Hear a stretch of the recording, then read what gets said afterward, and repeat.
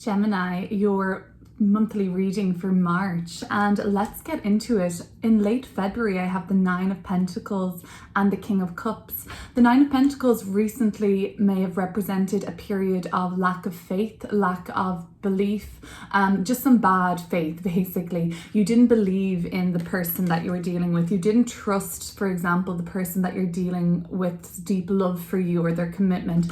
You didn't trust in the chances that are being presented to you to take. You didn't trust in your decision-making ability. You just didn't have faith in yourself with the Nine of Pentacles reversed. We will clear this up, but there has been indications for you to accept the offer or the chance that's been freely presented to you recently, and you just have something holding you back from this.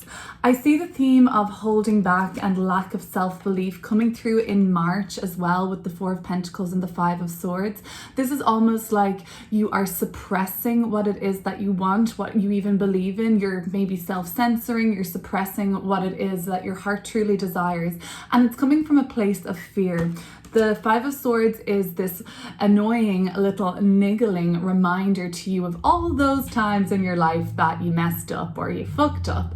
And we all do it. We all make mistakes, of course. So we learn from those mistakes, but the Five of Swords energy really likes to keep you and your brain, particularly the Swords energy being mental, in some sort of a restricted and confined, fear-based sort of energy where you're saying like, oh, but I messed up on that before. I better not do it again. I better just hold my ideas rather than act on them. However, something comes through in March, like a flash of insight that you just didn't have before with the Ace of Swords, and it's making you get more clear about what you're holding on to out of fear, what you're not willing to release. And this could be an emotion, this could be a trapped feeling, this could be something that you've been working on, that you've had a lot of effort put towards, that now you're doubting whether or not that can be showcased or brought forward. The Knight of Pentacles. So towards the end of the month, and we're going to clear these cards up, Gemini, and look at them together, but the Knight of Pentacles in reverse is coming through with like you getting very much slowed down by getting caught up in the fastness, the pace and the noise of the external world, the Five of Wands. So you get slowed down by getting caught up in noise, and it creates this feeling of inertia for you in late March. Now, I don't think that can last for very long. Our one and only major arcana card so far is the Judgment card. This intense energy of judgment will not allow you to sit and simmer or sulk in this inertia. It doesn't allow you to sulk. It actually insists that you take the chances that are been given to you, because ultimately it's how you will be reborn, and it's asking you to trust in the intensity that is surrounding you in late March. And it's here to encourage you to face your fears, Judgment, to do the things that you were once afraid to do. And it's so easy to get swept up in the noise in late March and the pettiness and the business that just isn't yours and doesn't relate to your life or your reality. It slows you down, basically. Let's start clearing these cards up, Gemini, and let's look at them together as we do that. So I've got this spread here now. We're going to start clearing it up, and we'll start with the first row. Okay, so we're clearing up the Nine of Pentacles in reverse, the King of Cups, and the Two of Wands for you, Gemini.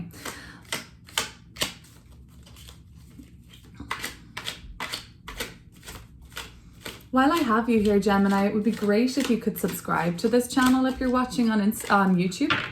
That would really be helpful for me. It's a really easy and free way to support content creators, so I would love that. Thank you in advance. The Eight of Pentacles. Okay, so we have Nine of Pentacles reversed, moving towards the Eight of Pentacles. I have faith that you will work it out. And the Queen of Swords, wonderful. Because you see the truth, and the Queen of Rods at the bottom of the deck. So Queens represent some growth and movement towards a goal and the internal manifestation of, let's say, clarity with the Sword card, of knowing the truth. So the Eight of Pentacles is here as a sort of remedy to the Nine of them in reverse. Right. So you got bad advice. You were given some information, or you were put on a job or assigned a task that really made you feel like a lack of, I guess, trust in humanity, a lack of trust in the people that assigned you this role or asked you to take on this work recently. You don't really trust your teachers, your guides, your mentors at the moment. You don't trust in what they're fueling you with, right? So it may be some sort of an indication for you to turn off the external noise that's coming through. There seems to be a lot of it in late March that's holding you back, and put your determination on the project at hand. There is very much seems to be an important mission that is requiring almost a little bit of tunnel vision with both of these cards. Just consistent and really like confined sort of direction and attention paid to a certain goal. So it's hard work. You're not really looking at anything coming in right or left, and I don't think that that's a problem. Tunnel vision can often be described in a negative way, but for this reading I'm seeing it as necessary tunnel vision, to put the blinkers on and actually not to look at what's coming in from the right or the left at this very moment in late February, late March, because you need to really just focus at the task on hand, and people that are kind of interrupting your flow or giving you bad advice kind of must be left to the side.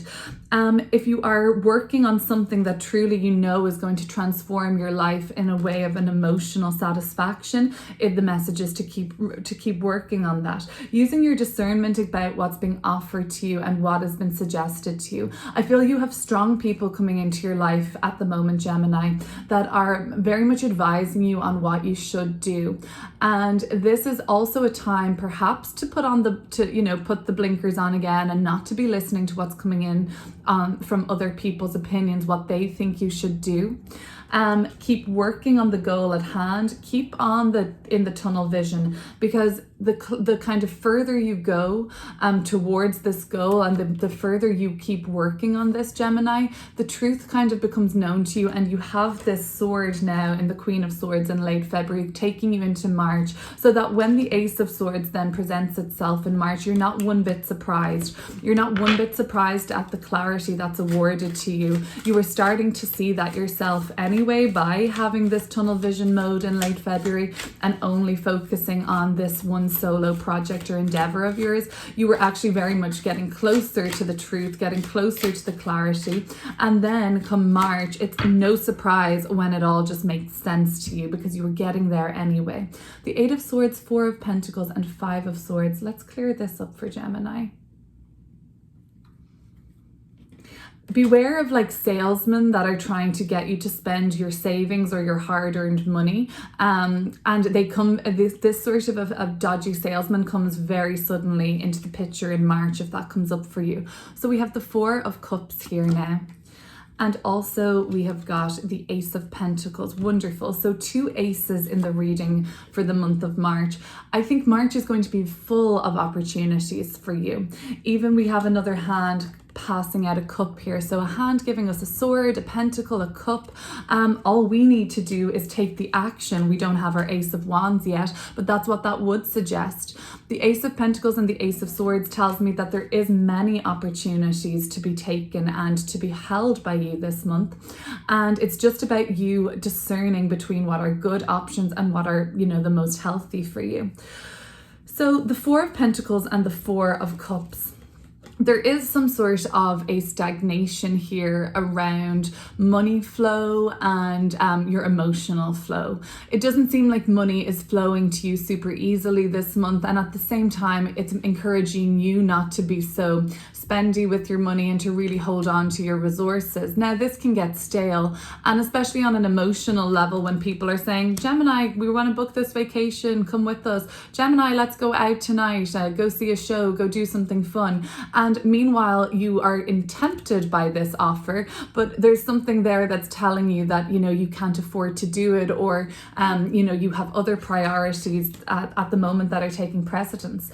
So That's okay if you need to limit your social life this month slightly, as long as you're still working towards the goal at hand and remaining focused there, and not just, rejecting people's offers to socialize and have fun, only for you to sort of internalize this as kind of like guilt, or start to make yourself feel like lazy or unenthusiastic about seeing people or spending money, and it may be making you feel like slightly lethargic here in this energy. So just so long as you keep your kind of eye on the prize that's coming up and why you're making these sacrifices, not to beat yourself up about it or to kind of feel like you're falling away from the group dynamic or your social life, when you know it's for a very good reason, because you have plans in place at the moment. The Five of Swords, again, being aware of people that try to sell you down or sort of walk you down the garden path. Is that the expression?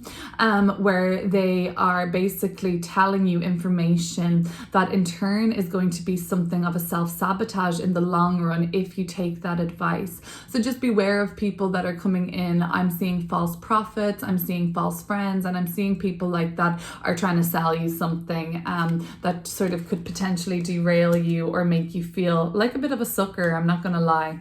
Why don't we clear up the final row, the Knight of Pentacles, the Judgment card, and the Five of Wands coming through for Gemini with this energy, and let's clear it up. I was initially seeing a need for you to hugely face up to what all this external noise and drama does to your flow. It slows it down. It's very much, it becomes very monotonous at some point because you're just hearing the same stuff over and over again and nobody's doing anything about anything. So it's crazy. The Justice card, another major arcana card, and so far now only our second one. And again, the Lovers in reverse.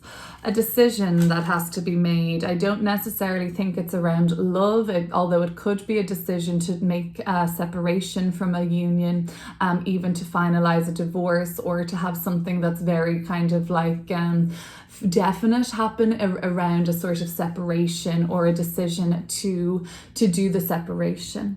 Other than that, the Lovers card always represents a choice, and in reverse we are potentially working up to a danger of aligning ourselves to the wrong decision, and one that would, with Justice card indicated here, have more of a serious or long-lasting implication consequentially. And the Two of Pentacles at the bottom of the deck, reiterating my choice here.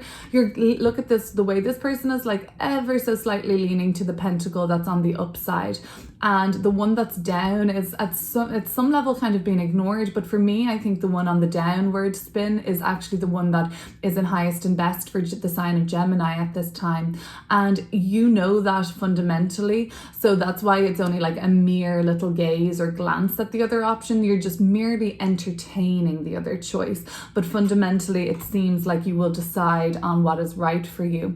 It does seem like the decision is crucial at the end of the month. And for Judgment card coming up here, what could this decision look like? Well, both of these cards, Justice and Judgment, are related to karmic influences in the tarot. So we know when we're having to make a decision like this, represented here, that they will our decision won't only potentially impact our life consequentially, it also has the power to affect other people that we are sharing karma with in this lifetime.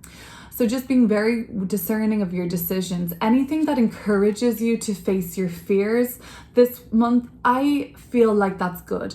I feel like that's where we should be leaning on this way up.